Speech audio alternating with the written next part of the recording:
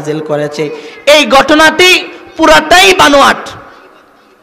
তওবা নাসুহা দ্বারা বোঝানো হয়েছে যে এমন তওবা, নিষ্ঠাবান তওবা, অনুশোচনার তওবা, যেই তওবা করলে মহান রব সাথে সাথে তওবা কবুল করে নেয়। সুবহানাল্লাহ।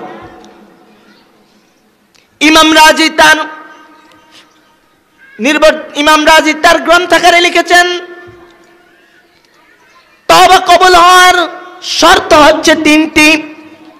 প্রথমটি হচ্ছে নাদামাত, অনুশোচনা। আর সেই অনুশোচনা কিভাবে করবে? ইমাম রাজি তার গ্রন্থাগারে ইমাম ফখরুদ্দিন রাজি বলেন, শুকনা কাঠের ভিতরে আগুন জ্বালিয়ে দিলে সেই আগুন ধরার পর যেই ধোঁয়া ওড়ে, আর সেই ধোঁয়া উড়লে বোঝা যায় যে কাঠের ভিতরে আগুন ধরেছে। আর কেউ যদি অনুশোচনার সাথে তওবা করে, আর সেই তওবাটা কবুল হবে কি হবে না সেটা বোঝার জন্য সে তওবা করে। এমন তওবার আগুনে জ্বলতে জ্বলতে তার চোখ দিয়ে অশ্রু বেয়ে বেয়ে পড়ে। কিভাবে তওবা করতে হবে? রাসূলুল্লাহ সাল্লাল্লাহু আলাইহি ওয়াসাল্লামের সাহাবারা আমাদেরকে শিক্ষা দিয়ে গিয়েছেন। হযরত আলী রাদিয়াল্লাহু তাআলা আনহু হতে বর্ণিত, আমি আপনাদেরকে একটা হাদিস শোনাই, যে হাদিসের মাধ্যমে রাসূলুল্লাহ সাল্লাল্লাহু আলাইহি সাল্লামের সাহাবারা কিভাবে তওবা করতে হবে তার দৃষ্টান্ত আমাদেরকে দেখাইয়া গেছেন। হযরত আলী রাদিয়াল্লাহু তাআলা আনহু বলেন, লাম্মা আখির নবী সাল্লাল্লাহু আলাইহি ওয়াসাল্লাম বাইনাল আনসার ওয়াল মুহাজিরিন আখা বাইনা সাঈদ ইবনে আব্দুর রহমান ওয়া সা'লাবাতুল আনসারী রাদিয়াল্লাহু তাআলা আনহু। রাসূলুল্লাহ সাল্লাল্লাহু আলাইহি ওয়াসাল্লাম যখন মুহাজির সাহাবা আর আনসার সাহাবাদের মধ্যে ভ্রাতৃত্বের বন্ধন করেন, তখন মুহাজির সাহাবা সাঈদ ইবনে আব্দুর রহমান আর আনসার সাহাবী সা'লাবা আনসারী রাদিয়াল্লাহু তাআলা আনহুর সাথে ভ্রাতৃত্বের বন্ধন করে দিলেন। মুহাজির সাহাবী সাঈদ ইবনে আব্দুর রহমানের রাসূলুল্লাহ সাল্লাল্লাহু আলাইহি ওয়াসাল্লামের সাথে যুদ্ধে যাবেন, তাবুকের যুদ্ধে। ইরাকের বর্ডার তাবুক, যেখানে রাসূলুল্লাহ সাল্লাল্লাহু আলাইহি ওয়াসাল্লাম 30,000 সাহাবা নিয়ে যুদ্ধে গিয়েছেন। কিন্তু যুদ্ধ করা লাগে নাই। 30,000 সাহাবা নিয়ে যখন রাসূলুল্লাহ যুদ্ধে উপস্থিত হয়েছেন, তখন রোম সম্রাট 3.5 লক্ষ সৈন্য নিয়ে পালাইছে। সুবহানাল্লাহ। কিন্তু যুদ্ধের ময়দানে যেতে হয়েছে, জিহাদের ময়দানে যেতে হয়েছে। রে মুসলমান, আজকে আমরা দেখতে পাই জিহাদের নাম শুনলে অনেক নাস্তিক মুরতাদদের গায়ে আগুন জ্বলে। জিহাদের নাম শুনলে আমি বলি, জিহাদ করা কি কোনো, জিহাদের নাম শুনলে কোনো গুনাহ আছে? জিহাদ সম্পর্কে কোরআনে অসংখ্য আয়াত নাজিল হয়েছে। রাসূলুল্লাহ সাল্লাল্লাহু আলাইহি ওয়াসাল্লাম সাহাবাদেরকে নিয়ে জিহাদের ময়দানে উপস্থিত হয়েছেন। তাবুকের যুদ্ধে গিয়েছেন, ইরাকের বর্ডার, কিন্তু যুদ্ধ লাগে নাই। 30 লক্ষ সৈন্য নিয়ে রোম সম্রাট পালিয়েছে। কিন্তু আজকে যারা জিহাদের নাম শুনলেন তাদেরকে চুলকানি হয়। যখন আমার রাসূল সাল্লাল্লাহু আলাইহি ওয়াসাল্লামকে নিয়ে কটূক্তি করা হয়, গালাগালি করা হয়, তখন মুসলমান জিহাদের ময়দানে নেমে পড়ে। যখন আমাদের ময়দানে যখন রাসূলুল্লাহ সাল্লাল্লাহু আলাইহি ওয়াসাল্লামকে নিয়ে বেয়াদবি করা হয়, আল্লাহর কোরআনকে নিয়ে ব্যঙ্গাত্ব করা হয়, তখন মুসলমান ঘরে বসে থাকে না, জিহাদের ময়দানে ছুটে যায়। কথা বলেন ঠিক কিনা? আর সেই জিহাদের ময়দানে যাওয়া হচ্ছে ফরজ। কথা বলেন কি ফরজ? আর বর্তমানে আমরা কাদিয়ানীদের সম্পর্কে জানি, তারা আমার নবী মুহাম্মদুর মুস্তাফা সাল্লাল্লাহু আলাইহি ওয়াসাল্লামকে শেষ নবী মানে না, আখেরি নবী মানে না। তার জন্য তারা কাফের। আমাদের বাংলাদেশের সকল মাসলাকের আলেম ওলামারা মিলে একটি দাবি জানিয়েছেন সরকার মহলের কাছে, রাষ্ট্রীয়ভাবে আমার সোনার বাংলায় কুখ্যাত কাফের কাদিয়ানীদেরকে রাষ্ট্রীয়ভাবে অমুসলিম ঘোষণা করতে হবে। কিন্তু এই আন্দোলন যুগ যুগ ধরে করা হচ্ছে, কিন্তু আন্দোলনের কোনো ফলন হচ্ছে না। সোজা আঙ্গুলে গিনা উঠলে আঙ্গুল বাঁকা করতে হবে। তখন যদি জিহাদের ডাক আসে, তখন জিহাদের ডাক আসবে। এদেশে আমার সোনার বাংলায় রাষ্ট্রীয়ভাবে কাদিয়ানীদেরকে অমুসলিম ঘোষণা করতে জিহাদের ডাক আসবে, তখন মুসলমান জিহাদের ময়দানে ঝাঁপিয়ে পড়ে যেতে হবে। কথা বলেন ঠিক কিনা? যারা আমার নবীর ইজ্জতকে নিয়ে টানাটানি করবে, যারা আমার নবীর মান সম্মান ইজ্জতকে নিয়ে টানাটানি করবে, তাদের সর্বোচ্চ শাস্তি মৃত্যুদণ্ড আইন করে দিয়েছেন আমার আল্লাহ। যে কিনা আমার রসুলকে নিয়ে বেয়াদবি করবে, ব্যঙ্গত্ব করবে এবং আমার রসুলকে আখেরি নবী মানবে না, তাদের সর্বোচ্চ শাস্তি মৃত্যুদণ্ড। তা আমার সোনার বাংলায় অনতিবিলম্বে বাস্তবায়ন করতে হবে। আসুন যেখানে যাচ্ছি, সালাবা আনসারী, সাঈদ ইবনে আব্দুর রহমান, এই দুজনের মাধ্যমে রাসূলুল্লাহ সাল্লাল্লাহু আলাইহি ওয়াসাল্লাম ভ্রাতৃত্বের বন্ধন করে দিলেন। তখন রাসূলুল্লাহ সাল্লাল্লাহু আলাইহি ওয়াসাল্লাম সাঈদ ইবনে আব্দুর রহমানকে নিয়ে যুদ্ধে গেলেন, আর বাসায় রেখে গেলেন, সাঈদ ইবনে আব্দুর রহমানের বাসায় রেখে গেলেন সালাবা আনসারীকে। সালাবা আনসারী কাঠ কেটে এনে দিলে সাঈদ ইবনে আব্দুর রহমানের স্ত্রী রান্না করত, কূপ থেকে পানি উঠাইয়া দিলে পানি খাইতো। কিন্তু একদিন সালাবা আনসারীকে শয়তানের প্ররোচনা দিল যে তুই সাঈদ ইবনে আব্দুর রহমানের স্ত্রী বাড়িতে একা, সাঈদ ইবনে আব্দুর রহমানের স্ত্রীর কাছে যা। সালাবা আনসারী শয়তানের প্ররোচনায় চলে গেলেন সাঈদ ইবনে আব্দুর রহমানের স্ত্রীর কাছে। গিয়ে শুধু সাঈদ ইবনে আব্দুর রহমানের স্ত্রীর হাত ধরলেন। এই হাত ধরার পরে সাঈদ ইবনে আব্দুর রহমানের স্ত্রী বললেন, ও সালাবা ইত্তাকিল্লাহ,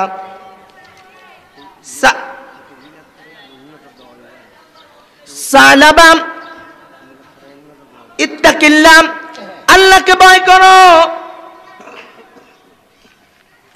ইত্তাকিল্লাহ, আল্লাহকে ভয় করো। তোমার ভাই সাঈদ ইবনে আব্দুর রহমান রাসূলুল্লাহর সাথে যুদ্ধে গিয়েছেন, তোমার ভাই সাঈদ ইবনে আব্দুর রহমান রাসূলুল্লাহর সাথে যুদ্ধে গিয়েছেন, আর তার স্ত্রীর হুরমত আমানত তোমার কাছে রেখে গিয়েছেন। তুমি তো তোমার দিনী ভাই সাঈদ ইবনে আব্দুর রহমানের স্ত্রীর হুরমত, ইজ্জতের আমানত তুমি রক্ষা করতে পারো নাই। হাদিস সাক্ষী দেয়, সাঈদ ইবনে আব্দুর রহমানের এমন একটি কথায়, সাঈদ ইবনে আব্দুর রহমানের স্ত্রীর এমন একটি কথায় সালাবা আনসারীর হৃদয়ে আল্লাহ ভিতরে এমন একটি ভয় পয়দা করে দিলেন। সালাবা আনসারী ঘর থেকে বেরিয়ে গেলেন তওবার আগুনে জ্বলতে জ্বলতে, আর তওবা করতে লাগলেন, এলাহি আনতা আনতা ওয়া আনা আনা, আনতাল আওয়াদু বিল মাগফিরা ওয়া আনাল আওয়াদু বিযুনুব। মালিক তুমি, তুমি, আমি, তুমি আমার এমন সত্তা যে কিনা বারবার তওবা কবুল করো, আর আমি তোমার এমন গোলাম যে কিনা বারবার গুনাহ করে। এমন সময় রাসূলুল্লাহ মহাবিজয় নিয়ে তাবুকের যুদ্ধ থেকে ফিরলেন। সাঈদ ইবনে আব্দুর রহমান তার স্ত্রীকে জিজ্ঞাসা করে, ও আমার স্ত্রী, আমার আনসার সাহাবী, রাসূলুল্লাহ আনসার সাহাবী আমার ভাই সালাবা আনসারী কোথায়? তখন তোমরা কি তাকে কোনো কষ্ট দিয়েছো নাকি যে কষ্ট পেয়ে তিনি ঘর থেকে বেরিয়ে গিয়েছেন? তখন এই কথা শুনে সাঈদ ইবনে আব্দুর রহমানের স্ত্রী বলে, না,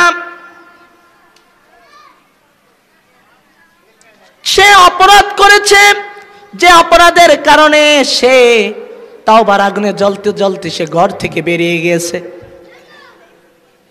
তখন একথা শোনার পর সাঈদ ইবনে আব্দুর রহমান শুনতে পারলেন রাসূলুল্লাহ তাবুকের মহা বিজয় নিয়ে মদিনাতুল মুনাওয়ারা এসেছেন। তখন সালাবা আনসারী চলে গেলেন আবু বকরের কাছে। আবু বকরের কাছে গিয়ে জিজ্ঞেস করলেন, ইয়া আবা বকর, قد لامست امرأة أخي الغازي في سبيل الله হে আবু বকর আমি অপরাধ করেছি আমার দিনী ভাই রাসূলুল্লাহর মুহাজির সাহাবী সাঈদ ইবনে আব্দুর রহমানের স্ত্রীর হাত ধরেছি তার গায়ে স্পর্শ করেছি হাল্লি মান তাওবা আমার কোন তওবা আছে কিনা আবু বকর চেহারা মলিন করে বললেন উখরিজ মিন ইনদি বেরিয়ে যাও আমার কাছ থেকে আমি আবু বকর মনে করি না তোমার মতো পাপীর তওবা আছে বলে সাঈদ ইবনে আব্দুর রহমান সালাবা আনসারী তখন চলে গেলেন হযরত ওমর রাদিয়াল্লাহু তাআলা আনহুর কাছে ওমর রাদিয়াল্লাহু তাআলা আনহু ফিরিয়ে দিলেন তারপর গেলেন রাসূলুল্লাহর কাছে রাসূলুল্লাহ সাল্লাল্লাহু আলাইহি ওয়াসাল্লাম সালাবাকে দেখে বলে ও সালাবা তুই আমাকে এমন একটি কথা মনে করিয়ে দিলে জাহান্নামের কথা মনে করিয়ে দিলে সালাবার হাতে জিঞ্জির পায়ে বেনি নিয়ে তওবা করে তওবা কবুল হয় না রাসূলুল্লাহর কাছে গেছে রাসূলুল্লাহ সাল্লাল্লাহু আলাইহি ওয়াসাল্লাম বলে ও সালাবা তুই আমাকে জাহান্নামের কথা মনে করিয়ে দিলি এবার বলো তোমার কি সমস্যা সালাবা বলে ইন্নী লামাস্তু ইমরাতা আখিয়াল গাজি ফি সাবিলিল্লাহ ইয়া রাসূলুল্লাহ ইয়া হাবিবাল্লাহ আপনার মুহাজির সাহাবী সাঈদ ইবনে আব্দুর রহমানের স্ত্রীর হুরমত ইজ্জত আমি রক্ষা করতে পারি নাই আমি তার গায়ে স্পর্শ করেছি তার হাত ধরেছি বাস এতটুকুই রাসূলুল্লাহ সাল্লাল্লাহু আলাইহি ওয়াসাল্লাম চেহারা ফিরিয়ে নিলেন তখন সালাবা বেরিয়ে চলে আসলেন তখন আল্লাহ ডাক দিয়ে বললেন রাসূলুল্লাহকে বলতেছেন জিবরিলের মাধ্যমে হাবিবি আম খালাকতাল খালকা আনা হাবিব হাবিব বান্দা আপনি বানাইছেন না আমি রাসূলুল্লাহ বলে নাম ইয়া সাইয়্যিদি নাম ইয়া সাইয়্যিদি হ্যাঁ আনতা খালাকতাল খালকা আল্লাহ তুমি বানাইছো 10 মিনিট হ্যাঁ আল্লাহ তুমি বানাইছো বান্দা তুমি বানাইছো তখন বলে তাহলে আপনার সাহাবী সালাবা আনসারীকে ডেকে আমার সুসংবাদ জানিয়ে দেন আমি রব আপনার সাহাবী সালাবা আনসারীর গুনাহকে maaf করে নিষ্পাপ করে দিলাম আপনি আপনার সাহাবা সালাবাকে এই সুসংবাদটুকুন দিয়ে দেন তখন রাসূলুল্লাহ সাহাবাদেরকে ডেকে বললেন মাইয়াতিনি বিসালাবা ও সাহাবীরা আমার সালাবাকে কি তোমরা খুঁজে এনে দিতে পারবে তখন ফাকামা আবু বকর ওয়া ওমর তখন আবু বকর রাদিয়াল্লাহু তাআলা আনহু দাঁড়ালেন ওমর রাদিয়াল্লাহু তাআলা আনহু দাঁড়ালেন তারপরে আরো দুজন দাঁড়ালেন সালমান দাঁড়ালেন আলী দাঁড়ালেন তখন রাসূলুল্লাহ বলেন আবু বকর ওমর বসো সালমান আর আলী তোমরা যাও খুঁজে নিয়ে আসো আমার সাহাবা সালাবাকে আলী আর সালমান চলে গেলেন পাহাড়ের চূড়ায় গিয়ে খুঁজে পায় না তখন রাখালকে জিজ্ঞাসা করলেন ইন্নাকুমা তাতলুবানিল হারিবা মিন আযাবিল্লাহ ও তখন সাহাবীকে জিজ্ঞেস করলেন হাল রাআইতু রাজুলাম মিন আসহাবে রাসূলুল্লাহ ও রাখাল তুমি কি আমার রাসূলুল্লাহর একজন সাহাবীকে দেখেছো নাকি তখন ওই রাখাল উত্তর দেয় হ্যাঁ তুমি মনো ওই লোকটাকে বিশ্রাচ্ছ যে কিনা আল্লাহর আযাব থেকে ফিরে গিয়ে আল্লাহর রহমতে আসতে চায় ইন্নাকুমা তাতলুবানিল হারিবা মিন আযাবিল্লাহ যে কিনা আল্লাহর দেওয়া আযাব থেকে বেঁচে সে রহমতের আসতে চায় তখন সালাবা বলল আলী বলল হ্যাঁ সেই সালাবা তখন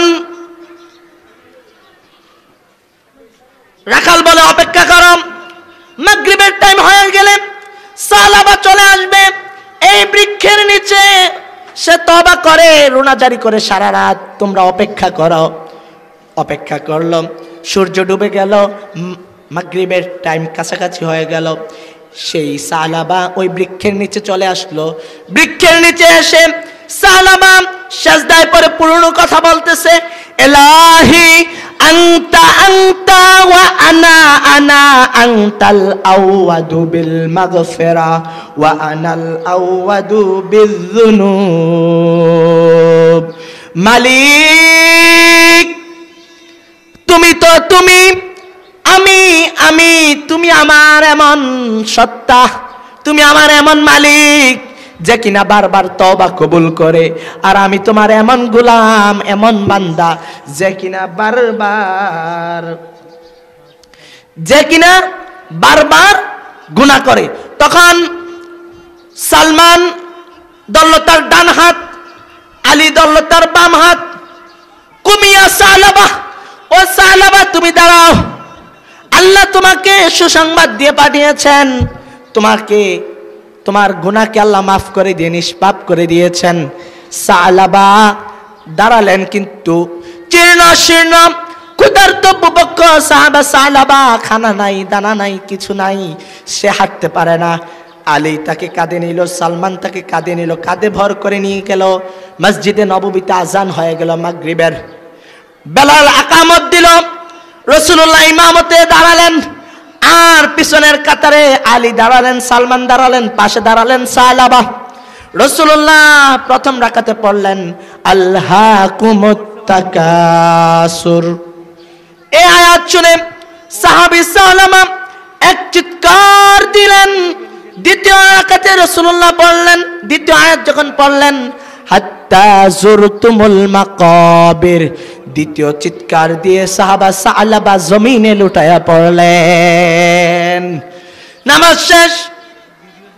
রাসূলুল্লাহ বলেন ইনতাহ ইয়া সালমান ইনতাহ আলাইহিল মা। সাহাবীরা জড়ো হয়ে সালাবাকে ধরলেন, আর রাসূলুল্লাহ বললেন ও সালমান, হে সালমান, সালাবার মুখে পানি দাও। হযরত সালমান রাদিয়াল্লাহু তাআলা আনহু সালাবার মুখের কাছে তার মুখকে নিয়ে বললেন ইয়া রাসূলুল্লাহ, ইয়া হাবিবাল্লাহ, পানি দিয়ে লাভ নাই। সালাবা কদ ফারাকাদ দুনিয়া, তাওবার আগুনে জ্বলতে জ্বলতে তিনি দুনিয়া ত্যাগ করে আল্লাহর কাছে চলে গিয়েছেন। পিছনে সালাবার মেয়ে খিমসানা মসজিদে নববীতে দাঁড়িয়ে আছে। মসজিদে নববীতে খিমসানা দাঁড়ানো। তখন রাসূলুল্লাহর কাছে অনুমতি যাচ্ছে, ইয়া রাসূলুল্লাহ, ইয়া হাবিবাল্লাহ, আপনি অনুমতি দিলে আমার বাবার কি হয়েছে আমি দেখব। তখন রাসূলুল্লাহ বলে খিমসানা তুমি আসো।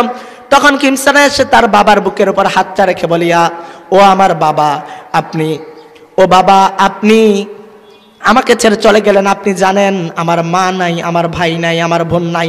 তখন রাসূলুল্লাহ বললেন খিমসানা তোমার কোনো চিন্তার কারণ নাই, আমি রাসূল তোমার বাবার মতো, আয়েশা তোমার মায়ের মতো, ফাতেমা তোমার বোনের মতো।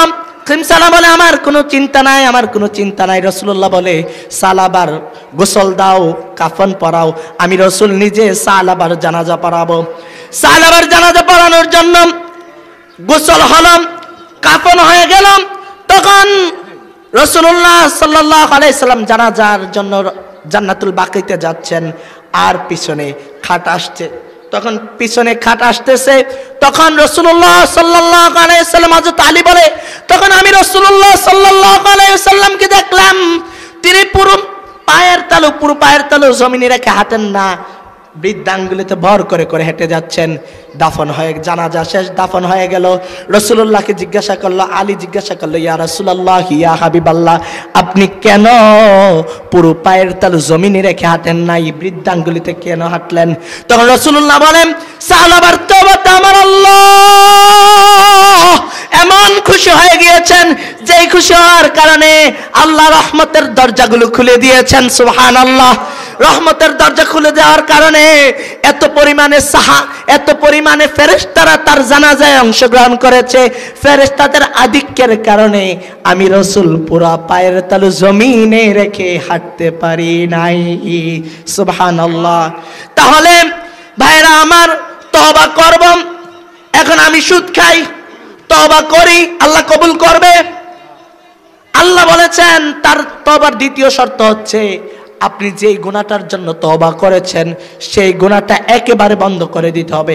আপনি সুদ খেয়েছেন, সুদ বন্ধ করে দেন, তওবা করেন, আল্লাহ কবুল করবে।